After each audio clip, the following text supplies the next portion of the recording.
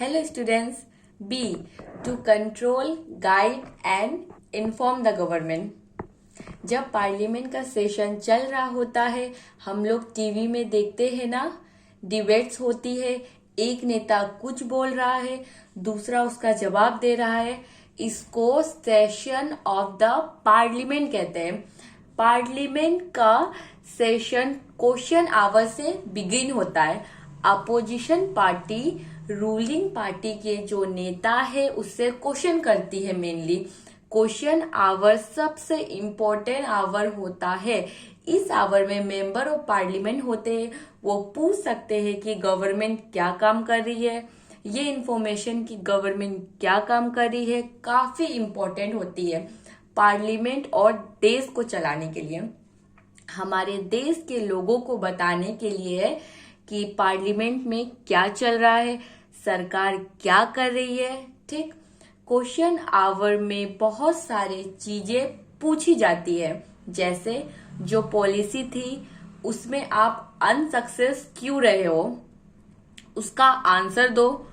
लोगों के ओपिनियन बताती है, मींस हम लोगों के अपोजिशन पार्टी बताती है रूलिंग पार्टी को कि लोग सैड है आपके फैसले से, सरकार उसको आंसर देती है, उसमें डिबेट चलती है। हर एमपीज को क्वेश्चन पूछना चाहिए सरकार से, और यही एमपीज इम्पोर्टेंट रोल प्ले करती है healthy functioning of a democracy के लिए, क्योंकि अपनी पार्टी चाहे गलत कर रही है या सही कर रही है तो उसमें से कोई क्वेश्चन नहीं पूछता है। इसलिए अपोजिशन पार्टी जो है सरकार से क्वेश्चन करती है कि आप गलत कैसे कर रहे हो, आप इसको ठीक करिए। अपोजिशन पार्टी लोगों के सामने ड्रॉबैक्स हाईलाइट करती है कि भाई जो पॉलिसी प्रोग्राम्स चल रहे हैं सरकार के सही से नहीं चल रहे हैं, पैसे अगर इसमें दिए गए हैं तो किस तरह से लगे हैं पैसे, सारे के सारे सामने लाने का काम अपोजिशन पार्टी करती है। अपोजिशन पार्टी सरकार को क्वेश्चन पूछती है, इसलिए सरकार भी ठीक से काम करती है कि उन्हें पता है कि अगर वो कुछ गलत करेगी तो उसको जवाब देना पड़ेगा। ओके, कोई सा भी काम अगर गवर्नमेंट को करना होगा तो वो अपनी मर्जी से वो काम नहीं कर सकती है, पार्लियामेंट से उसको पास कराना होगा। कोई भी काम अगर सरकार को करना है तो पार्लियामेंट से अप्रूवल लेना पड़ेगा। 545 पार्लियामेंट में टोटल मेंबर्स है। जो पार्टी सबसे ज्यादा सीटें लाती है या 272 से ज्यादा सीटें होती है वो पार्टी सरकार बना लेती है, उसी को एग्जीक्यूटिव या फिर गवर्नमेंट कहते हैं। उसके अलावा बची हुई सारी की सारी पार्टियां जो होती है, जो सरकार नहीं बना पाती है, वो अपोजिशन पार्टी होती है। अपोजिशन पार्टी या फिर गवर्नमेंट सब मिल करके पार्लियामेंट बनाती है। ज्यादा सीटें वाले रूलिंग पार्टी बन जाती है और सेकेंड ज्यादा सीटें वाले अपोजिशन पार्टी बन जाती है, और वो सरकार से क्वेश्चन पूछती है, इसलिए सरकार भी ठीक से काम करती है। तो इस तरह से अपोजिशन पार्टी रूलिंग पार्टी सरकार को कंट्रोल करती है, और controlling, guiding, informing parliament is the key function of Indian democracy. ये इंडियन डेमोक्रेसी के लिए बहुत जरूरी है। नेक्स्ट, लॉ मेकिंग, लॉ बनाने का काम। Next, who are the people in parliament, parliament में कौन लोग हैं? आंसर होगा हमने जो एमपी चुन रखे हैं वही है पार्लियामेंट में, वही तो है हमारे इलेक्टेड रिप्रेजेंटेटिव्स पार्लियामेंट में प्रेजेंट होते हैं। पार्लियामेंट में देश के अलग अलग जगह से लोग आते हैं, गांव से, शहर से। ओके, हमारे पार्लियामेंट में पूरे देश का रिप्रेजेंटेटिव्स होता है।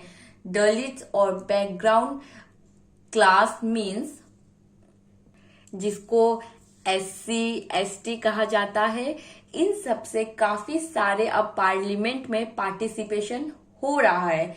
इलेक्शन में जो विनर बन जाता है, ओके, तो सब लोगों ने तो उनको वोट नहीं दिया है ना, जो हारी हुई पार्टी है उसको वोट दिया है वो लोग।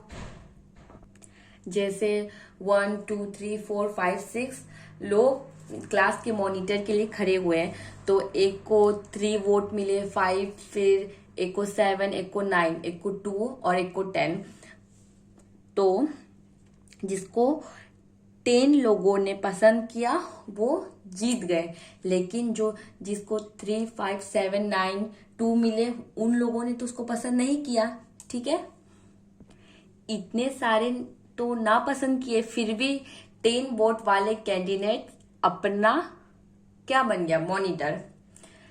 तो सबसे ज्यादा इनके पास थी बाकी लोगों के कंपैरिजन में। हमारे रिप्रेजेंटेटिव्स डेमोक्रेसी है, हमारे वो हर किसी को रिप्रेजेंट नहीं करती है, क्योंकि सबके वोट तो उसे नहीं मिले हुए होते हैं और सरकार बनाने के लिए 50% से ज्यादा सीट चाहिए। ठीक, SC ST दलित OBC आदिवासी को हर किसी को ध्यान में रख करके कई बार जो पॉलिसी नहीं बनाई जाती है उनको पूरी तरह से रिप्रेजेंटेशन नहीं मिलता है। नेक्स्ट, वोमेन के लिए भी सीट्स का रिजर्वेशन होना चाहिए।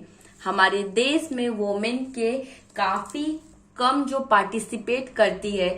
60 साल में पहली बार जब हमारी इलेक्शन हुए थे तो बस 4% वोमेन थी जो कि MP थी। उसके बाद अब जो इलेक्शन हुए हैं 2021 का, इसमें 11% वोमेन बनी है MPs। फिर भी 50% वोमेन है ना टोटल पॉपुलेशन वोमेन की, फिर ओनली 11% MPs बनी। इसलिए कहा जाता है वोमेन्स को भी रिजर्वेशन मिलना चाहिए।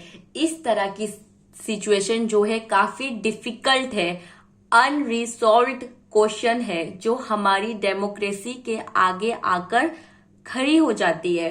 Fact, we can ask this questions and are working downwards answers.